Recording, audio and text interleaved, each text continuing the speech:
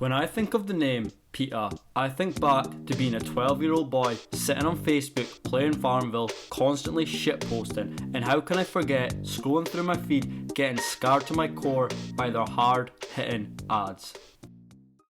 Hidden just off a country road in Wisconsin lies a decrepit facility that makes a business out of torturing and killing small animals for the fur trade. After a disturbing tip, in 2015, a PETA eyewitness went inside Daisy Farms, a milk supplier to Daisy brand cottage cheese and sour cream. This is what a dollop of Daisy really gets you.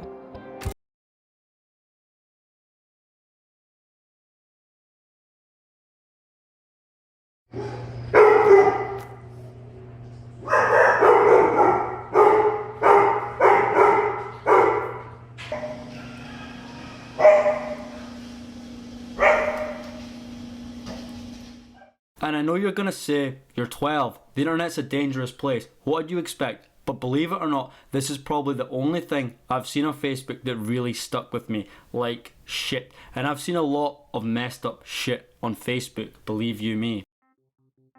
Seen a coyote struggling in a bear trap, ensured I wouldn't ever wear Canada Goose. Seen orcas trapped in an enclosure so small that they couldn't turn, would ensure I would never ever go to SeaWorld.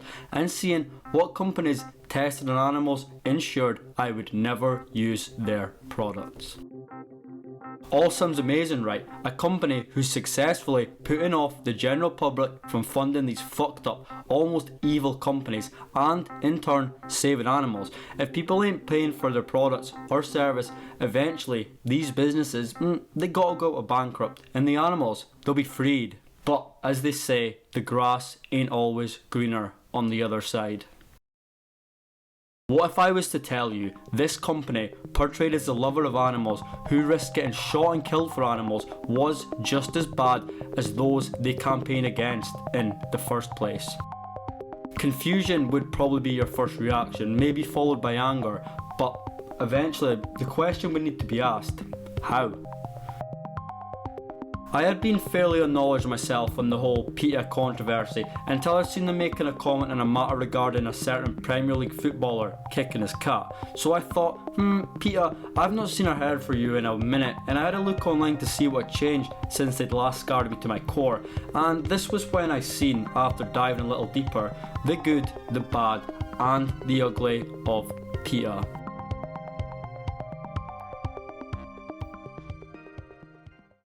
PETA stands for People for the Ethical Treatment of Animals. Fairly self-explanatory if you ask me. We're going to look at their complete history before we dive into the nitty-gritty. PETA was founded in 1988 by Ingrid Newkirk and Alex Paccio. The pair were all influenced by an Australian ethicist called Peter Singer in his book titled Animal Liberation. Like the name PETA, the book's title, I guess you could say it's pretty self-explanatory. Their mission statement on their website reads, People for the Ethical Treatment of Animals, PETA is the largest animal rights organisation in the world, and PETA entities have more than 9 million members and supporters globally. PETA opposes speciesism, a human supremacist worldview, and focuses its attention on the 4 areas in which the largest numbers of animals suffer the most intensely for the longest periods of time. In laboratories, in the food industry, in the clothing trade, and in the entertainment business. We also work on a variety of other issues, including the cruel killing of rodents, birds, and other animals who are often considered pests, as well as cruelty to domesticated animals. PETA works through public education, investigative news gatherings and reporting, research, animal rescue, legislation, special events, celebrity involvement and protest campaigns. Fuck me, that's a mouthful. Their earliest attack on the world of the mistreatment of animals would see them go incognito and go right for the jugular at that. The Silver Spring monkeys consisted of 17 macaque monkeys. They were all born in the Philippines. They weren't in the Philippines for long, however, no. Before they knew it, they were grabbed and flown out from a life of freedom to a life of hell, and I mean literally. They became the most famous lab animals in history at the hands of a man named Edward Taub. The monkeys, they were grabbed, they were snatched straight out from the trees and sent straight over to the Institute for Behavioural Research in Silver Spring, Maryland. They were kept in here for a period of 10 years and would have been there a whole lot longer if it wasn't for some divine intervention, I guess you could say. Let's just say that this institute was a far cry from the jungles of the Philippines. Edward Taub, who I mentioned previously, was apparently a psychologist. Personally, I think a psychopath is more fitting. Here in his Institute for Behavioural Research, he would do all kind of fucked up things to these monkeys in the name of advancing in research into the treatment of strokes and neuroplasticity, which is basically the study of how the brain adapts to new things, like learning a new ability or being psychologically stressed out, in case you didn't know. And I'm sorry if that fried your head there, because I'm going to have to throw some more scientific terms in the bowl real quick so you can get an idea of what was really going down. So think about your hand, for example, right? This is going to be confusing, so you're going to have to bear with me. You only feel your legs physically attached to you via something called the afferent nerve. It conveys all the sensations from that part of the body, be that the skin or the other sensory organs like your eyes or tongue, for example. Now imagine if this nerve that gives you the feeling is cut, so essentially it's not communicating. You know it's there, but what's it for? Like, your arm's there, but you can't feel it. It's dead wood doing nothing. You can't feel a thing. Now imagine you had no idea why it was there, even in the first place, but it's just there. You'd be pretty fucking weirded out.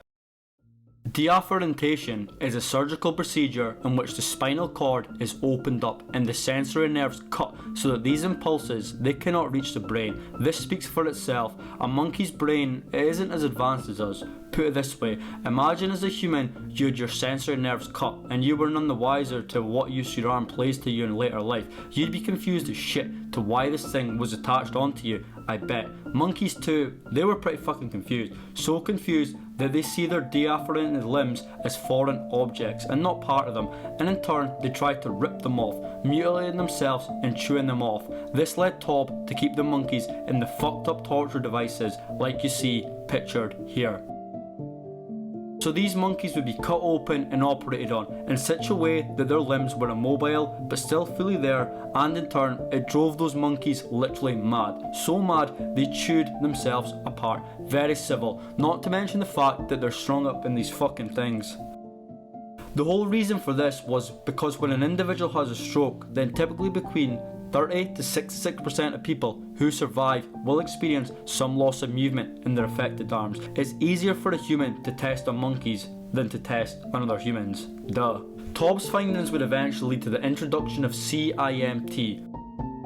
This is when stroke survivors essentially have their still functional arm restrained for 90% of waking hours, perform repetitive tasks orientated on their affected arm in an effort for it to regain a feeling and strength. Just like the monkeys in the lab did, when one arm was restrained and one immobile, they eventually figured out how to use their deafferented arm, the same way a stroke victim would figure it out. Does that kind of make sense now? Like, it makes sense to run it through the monkeys to see if it works before you like restrain a human's arm and it doesn't work. That's kind of my logic behind it, but I'm not a surgeon, so that's what was going down in the Institute for Behavioural Research, and PETA caught a hold of this torture, and needless to say, they were not happy. They are PETA after all. They live and breathe animal rights.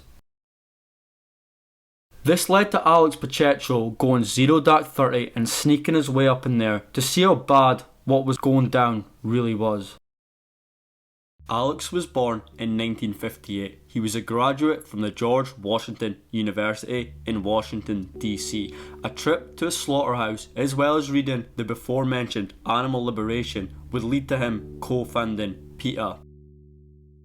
He wanted to gain a first-hand experience of what went down in these animal research labs, so he began looking through government-funded labs, the closest one to his home in Takoma Park being the Institute for Behavioural Research in Silver Spring. He applied and was given an unpaid position in order to work alongside a student. Why anyone would even consider accepting such a shitty job, never mind for free, is kinda beyond me, but each to their own. So Alex begins his job, if you'd even call it a job, at the Institute, and needless to say, he was traumatised by what he's seen. He saw all of the monkeys being kept alone in separate cages that measure just 46 centimeters by 46 centimeters. And considering that these monkeys were about 36 centimeters tall, that ain't a whole lot of leg room. They had no bedding, no food bowl, and were kept in a windowless 15-foot square room. 12 of the 17 monkeys were deafferented, according to Pacheco, but reports vary from 10 to 12, with the other non-deafferented ones acting as the control group. This means they were normal and could be compared against those who had been operated on. He discovered the monkeys living in quite frankly filthy conditions. Frozen monkey corpses kept in a fridge, cockroaches everywhere, piss and shit everywhere too. The monkeys had nothing to sit on bar the wire and were picking out scraps of food that had fallen into their waste tray below their enclosure. Along with this, they were missing or had 39 deformed figures. Considering between them all, that's a lot. Bear in mind there's only 170 total fingers there, with 50 of them being control monkeys, so 39 missing from 120 total fingers is quite a lot. It shows how badly the monkeys hated their deafferented limbs. So Pacheco, he got to work documenting this awful mistreatment of animals, telling Tob he only wanted to work at the night time, which gave him a better chance to take photos of what was going down without getting caught out by his fellow colleagues. Initially, his camera for taking these photos, it was pretty shitty, but it was all he needed. It got the job done. It gave him that crucial first piece of evidence, and with this piece of first evidence, he went to a well-known animal rights activist called Cleveland Amory, who sorted him out with a better camera so he could capture what was going down in 4K. Well, maybe not 4K, I don't know what camera quality they had going back in them days, maybe 2K at a stretch. He was also cleverly given a walkie-talkie so that if someone else was coming back into the lab in the middle of the night, a lookout nearby would buzz and alert him saying, look out, there's an op incoming. Some pretty clever ass shit going on here. So Alex Pacheco, he was getting pretty comfortable on his night shift grind. He was making himself right at home, and I mean literally. And I'm guessing he had the whole facility to himself because he began inviting people around for guided tours. Jeza Telecki, a primatologist at George Washington University, wrote that he had never seen a lab so poorly maintained, and psychologist Donald Barnes, a former primate researcher, wrote that it was a miserable and unhealthy environment for the primates, and a health hazard for humans too. One local vet called Richard Weitzman, he agreed that the lab was pretty dirty, but said the monkeys seemed well fed and in quote, pretty good health. So yeah, maybe the lab were out here paying Richard or something. Any monkey who is chewing its own arm off is definitely not in any good shape or health, and there's something seriously wrong there. So Pacheco, he had his evidence. He didn't just have this, he had his witnesses too. After the success of Pacheco Tours Limited, he went to the Montgomery County Police with all of this evidence in abundance. Needless to say, the police were, I guess you could say, concerned.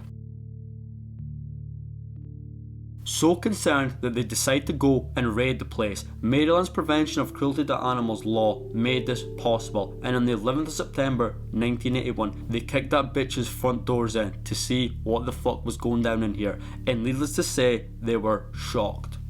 It was absolutely filthy, just incredibly dirty, like nothing I've ever been in, recalls Lieutenant Richard Swain, who led the raiding party of about a dozen Montgomery County police officers. I've executed lots and lots of search warrants. I've worked in murder, and narcotics, and vice, but this was the first time I went into a room and I felt legitimately concerned for my health just being there. Swain was appalled at the conditions, but he was also angry at the animal rights activists who had infiltrated the lab and brought those conditions to his attention. He'd worked carefully with the activists to plan this raid, to construct a facility to house the monkeys once it's been seized, and most importantly, to keep the process top secret until a search warrant could be executed. But the activists had called reporters the previous day and tipped them off about the raid. And now, out in the parking lot, there were half a dozen newspaper reporters and at least one TV camera crew, and the animal rights people were passing up press releases and pictures of the monkeys, and generally turned the supposedly secret raid into a media frenzy. I was mad, Swain recalls. It wasn't appropriate. In fact, it's illegal in Maryland to divulge the existence of a search warrant. so that's pretty shit from PETA if you ask me. It is worth noting that at this time the raid happened, the police were seeing the lab at its worst. Edward Taub was away on a 2-week vacation, and during this 2-week vacation the cleaners that he hired used this as a reason to just take a 2-week holiday essentially. They fucked off and left the monkeys living in their own shit and piss literally. So who knows, if the cleaners had came in and cleaned it up, then maybe it wouldn't have been as bad as they all seem.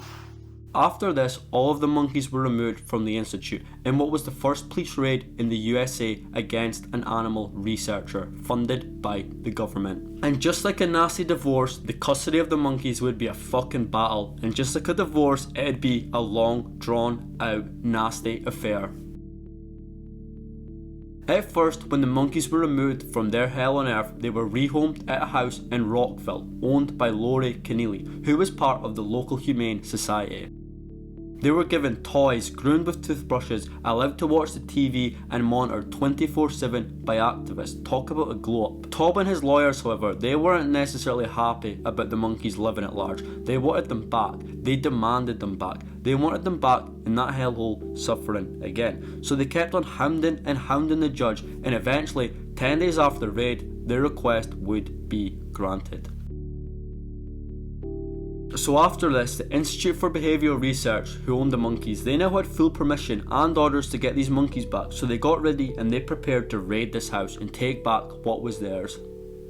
They would wait patiently until they realised Keneally was out and about one night, and they decided to daringly swoop in and steal all the monkeys. Well, technically not steal them since they already owned them at all, but you get what I mean. But that's not what happened at all. That's what the police and the IBR wanted to happen. The monkeys, they were all in fact gone. The police and the Institute for Behavioural Research came in to get the monkeys and they were all gone. Vanished into thin fucking air. Lori Keneally would tell the police that someone had somehow just nicked all the monkeys with no one or her knowing. Yeah, right. And the police, they were like, yeah, right. You think we're dumb? Steal 17 monkeys that we want back and you're conveniently out at the time. Cut the shit. But she stuck by this theory and was subsequently arrested. In Lieutenant Swain's eyes, who was in charge of the case, his most crucial piece of evidence, it was actually now gone, after all the monkeys were what had got the injuries on them, and his hard evidence. And just as quickly as these monkeys disappeared, they would just reappear again.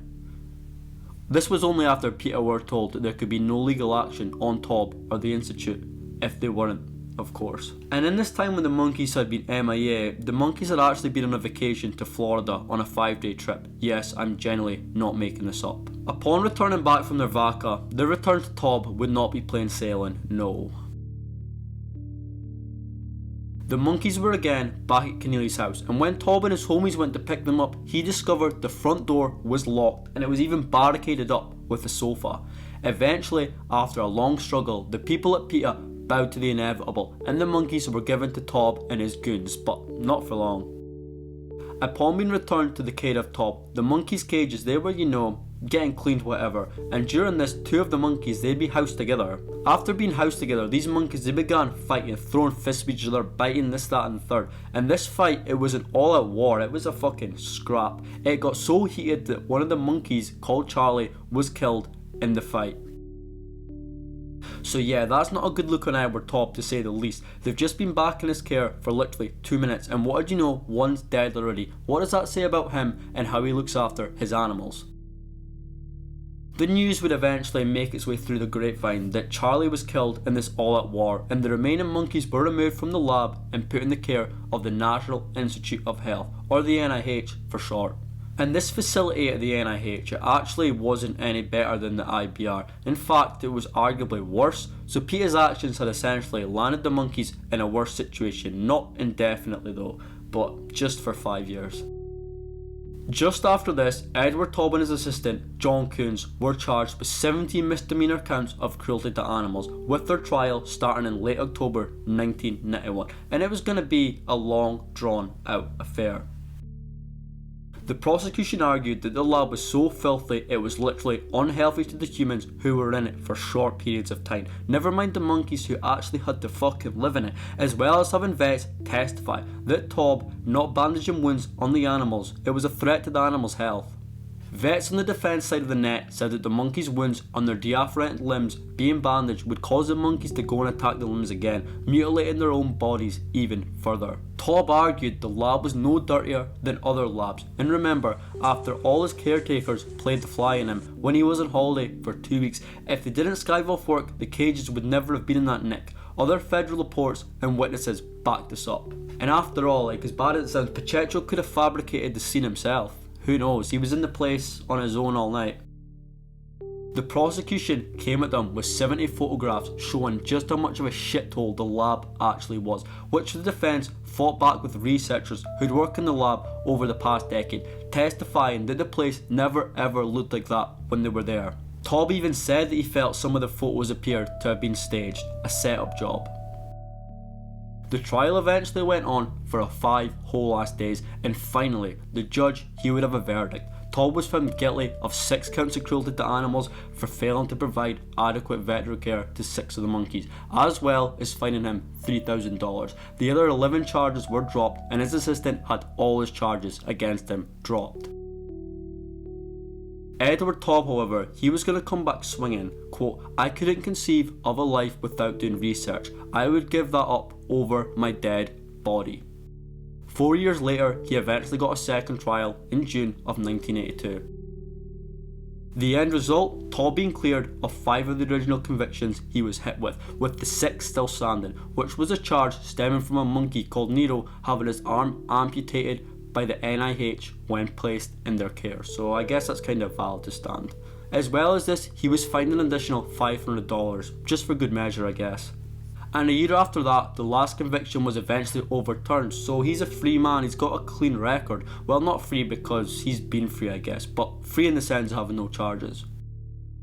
The court ruled that state animal cruelty laws did not apply to federally funded animal experiments, so yeah, if you work for the government you can do anything you want to animals, so really nice. After that last conviction was dropped, he eventually ended up working at the University of Alabama as a professor of psychology. So yeah, I already know you're going to be sat there asking, what about the monkeys? Buckle up, we got another long story at hand.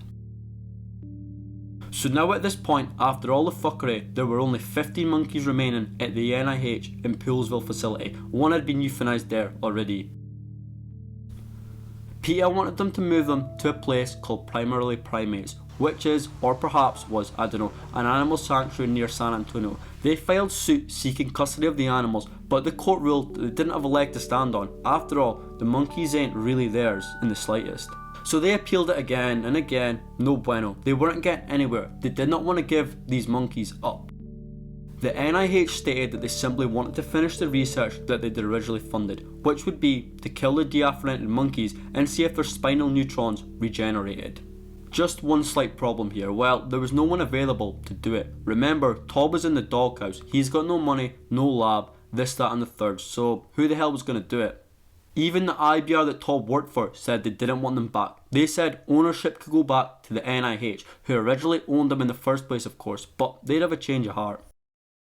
Quote, "We have no research protocols either ongoing or planned for which these animals are appropriate." They had no time for these poor creatures either. Despite that position, NIH still opposed transfer of the monkeys to PETA, arguing that some scientists somewhere ought to finish Tobb's project. Yes, science! Okay. PETA, which was still awaiting its day in federal appeals court, disagreed and began an intensive lobbying campaign in Congress. So time goes by and I'll save you the details because this already went on enough, but basically in June of 1986 the remaining monkeys, they were shipped out to the Delta Regional Primate Research Center in Louisiana. After moving the apes up here, the NIH changed its tune. Instead of killing the monkeys in order to finish Tobb's experiment, they were going to let the monkeys live out their natural lives and if possible, re-socialise them in group housing. That's a win. At Delta, the monkeys were examined by monkey experts or primatologists. They found that the now 6 neon-deafferented, one died after arriving there, be re-socialised, while all deafferented monkeys should be killed. So as this custody battle was raging on, in 1987 the National Institute for Mental Health would approach the NIH. I know, sorry, this is all getting confusing. They'd come forward and say that these monkeys and the experiments carried out on them now had scientific potential. Basically behind the scenes, scientists elsewhere were experimenting on a cat. I know, what the fuck. They diaphoreted the cat's paw, more specifically one finger, then examined its brain. They found that the tiny area in the cat's brain, called the cortex, was receiving input from elsewhere, which got them thinking about the silver spring monkeys. More of them had been diaphoreted, and for much longer periods of time. The catch, they'd have to cut open the monkeys' brains to get a look at what remapping had occurred. So yeah, all of PETA's work would have been essentially for nothing if the situation becomes a reality, so you can imagine they weren't all too pleased over this. To cut a long story short, in the end, the first monkey to bite the bullet as such was a monkey called Paul, who died painfully after wasting away in his cage. The next one was called Billy, who was sedated, experimented on, and then finally euthanized. The only positive here is he was asleep while the experiments were going down, and never awoke to no pain, or alien limbs for that matter. Augustus, Domitian, and Big Boy were the next 3 monkeys to be put to sleep, having their brains picked apart and then ultimately killed. So, that's a lot of the 17 monkeys killed in the name of science. But, if you'll recall, there was 17 monkeys initially, and correctly, 17 haven't yet died. So what happened to the rest at the end of this 10-year ordeal? Did they ever see freedom in a life free of testing and mistreatment? Were PETA's actions in fact all in vain? The answer is no. PETA's actions, they were not in vain, in the slightest. 4 of the monkeys ended up living out the rest of their life at the San Diego Zoo, with the other 4 being housed at the Delta Research Center. So 8 of the 17 had a significantly better rest of their lives after the actions of PETA, and without them they would have been living in torture and pain until the day they died. So it's a W for PETA here, and they have my kudos for this. Of course, there's 2 sides to every story. I appreciate the good that Tob and his research done to the victims of a stroke. He's made their lives 100 times better, but I don't think testing on animals is right. Maybe I'm being delusional because I'm fairly uneducated on the subject, but from what I can gather, if you can be paid $19,000 to lie in the bed for 2 months by fucking NASA, then I'm pretty sure you could run a test on a human who's maybe fallen victim to stroke, with their arm is restrained for a set period of time, and monitor the results to see if they, regain motion.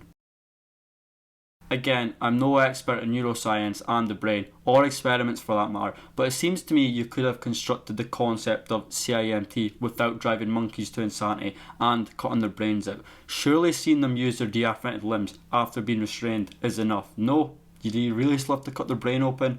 That's just my opinion though. If I'm wrong, don't crucify me, please. And that's all she wrote. That's the birth of PETA. That was their first big job, I guess you could say, and it was what certainly catapulted them into the limelight that they now see. I'm going to call this the good of PETA because, in my opinion, it's a W. Them monkeys being freed, but some people might be a pro-animal testing, you never know. Plus, his research did produce a benefit to humanity as a whole, so who knows, everyone has their own opinion. Let me know in the comments if you feel it's justified or not.